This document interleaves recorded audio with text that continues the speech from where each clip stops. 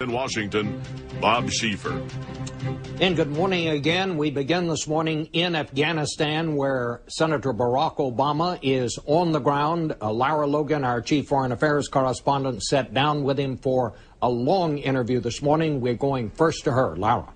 Good morning, Bob. Well, Senator Obama spent his first day in Afghanistan yesterday visiting the troops, talking to soldiers, speaking with their commanders. Today he met privately with President Hamid Karzai of Afghanistan, and he says that after talking to both sides, his assessment is that the situation in Afghanistan is both precarious and urgent. And he said that the U.S. has to start planning to put more troops in Afghanistan now. I believe U.S. Troop levels need to increase, and for at least a year now, have called for 2 additional brigades, perhaps 3. I think it's very important that we unify command more effectively to coordinate our military activities. But military alone is not going to be enough. The Afghan government needs to do more, but we have to understand that the situation is precarious and urgent here in Afghanistan, and I believe this has to be our central focus, the central front on our battle against terrorism. Why does it have to be the central front? What is so critical to U.S. interests here? This is where they can plan attacks. They have sanctuary here. They are gathering huge amounts of money as a consequence of the drug trade in the region. And so that global network is centered in this area. And I think one of the biggest mistakes we made strategically after 9/11 was to fail to finish the job here, focus our attention here. We got distracted by Iraq. And despite what the Bush administration has argued, I don't think there's any doubt that we were distracted from our efforts not only to hunt down al-Qaeda and the Taliban, but also to rebuild this country so that people had confidence that we were here to stay over the long haul, that we were going to rebuild roads, provide electricity, improve the quality of life for people. Now we have a chance, I think, to correct some of those errors. There's starting to be a growing consensus that it's time for us to withdraw some our combat troops out of Iraq, deploy them here in Afghanistan, and I think we have to seize that opportunity. Now's the time for us to do it. I think it's important for us to do is to begin planning for those brigades now. If we wait until the next administration, it could be a year before we get those additional troops on the ground here in Afghanistan, and I think that would be a mistake. I think the situation is getting urgent enough that we've got to start doing something now. The United States has to take a regional approach to the problem. Just as we can't be myopic and focus only on Iraq, we also can't think that we can solve the security problems here in Afghanistan without engaging the Pakistan government. But how do you compel Pakistan to act? Well, I think that the U.S. government provides an awful lot of aid to Pakistan, provides a lot of military support to Pakistan, and to send a clear message to Pakistan that this is important to them as well as to us.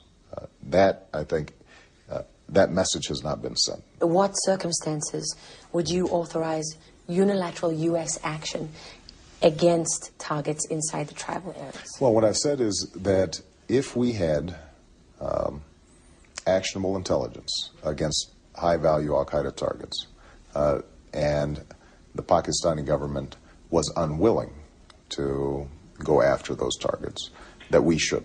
Now, my hope is that it doesn't come to that in fact the Pakistani government would recognize that if we had Osama bin Laden in our sights, that we should fire, or we should capture and seize. Isn't that the case now? I mean, do you really think that if U.S. forces had Osama bin Laden in their sights and the Pakistanis said no, that they wouldn't fire? They wouldn't go after? I think actually this is current doctrine. There was some dispute when I said this last August. Both the administration and some of my opponents suggested, well, you shouldn't go around saying that. But I don't think there's any doubt that that should be our policy, and will continue to be our policy. But it is the current policy? I believe it is the current policy. So there's no change then? I don't think there's going to be a change there. I think that in order for us to be successful, it's not going to be enough just to engage in the occasional shot fired. We've got training camps that are growing and multiplying. Would you take out all those training camps? Well, I think that what we'd like to see is the Pakistani government take out those training camps. And if they won't? Well, I think that we've got to work with them so they will. But would you consider unilateral U.S. action? I will push Pakistan very hard to make sure that we go after those training camps. I think it's absolutely vital to the security interests of both the United States and Pakistan. Because you do have a situation 7 years on into this war where Osama bin Laden and all his lieutenants and all the leaders of the Taliban, they're still there. Right. And they're inside Pakistan. It's a huge problem. And first of all, if we hadn't taken our eye off the ball, we might have caught them before they got into Pakistan and were able to reconstitute themselves. So we made a strategic error, and it's one that we're going to pay for, and unfortunately the people of Afghanistan have paid for as well. But we now have an opportunity to correct that problem. One of the, if you look at what's happening right now in Iraq, Prime Minister Maliki has indicated he wants a timetable for withdrawal.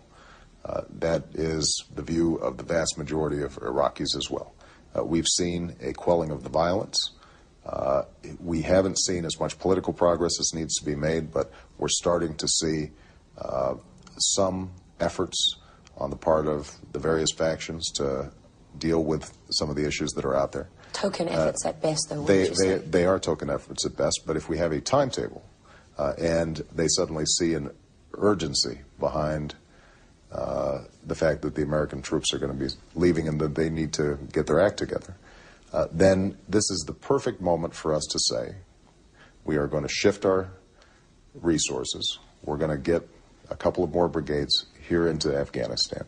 We're going to, and it's not just brigades, we're also going to be upping our financial aid to Afghanistan. We're going to be willing to increase our foreign aid to Pakistan. In exchange, we're going to expect that Pakistan takes much more seriously going after Al-Qaeda and Taliban base camps on their side of the borders. What would be mission accomplished for you in Afghanistan? Well, mission accomplished would be that we have stabilized Afghanistan, that the Afghan people are experiencing rising standards of living, that we have made sure that we are disabling Al-Qaeda and the Taliban so that they can no longer attack Afghanistan, they can no longer engage in attacks against targets in Pakistan, and they can't target the United States or its allies. So losing is not an option? Losing is not an option when it comes to Al-Qaeda, and it never has been. And that's why the fact that we engaged in a war of choice when we were not yet finished with that task was such a mistake. Do you believe the war on terror can be won if Osama bin Laden is still alive and if he's still out there? I think there would be enormous symbolic value in us capturing or killing bin Laden, because I think he's still a rallying point for Islamic extremists. But I don't think that by itself is sufficient. I think that we are going to have to be vigilant in dismantling these terrorist networks. Okay, last question. There is a perception that you lack experience in world affairs. Right.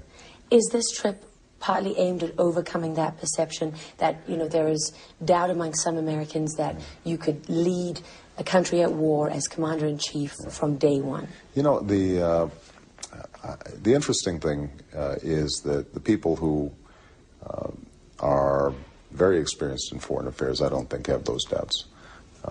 The troops that I've been meeting with over the last several days, they don't seem to have those doubts. So the objective of this trip was to have substantive discussions with people like President Karzai or Prime Minister Maliki or President Sarkozy or others who I expect to be dealing with over the next 8 to 10 years.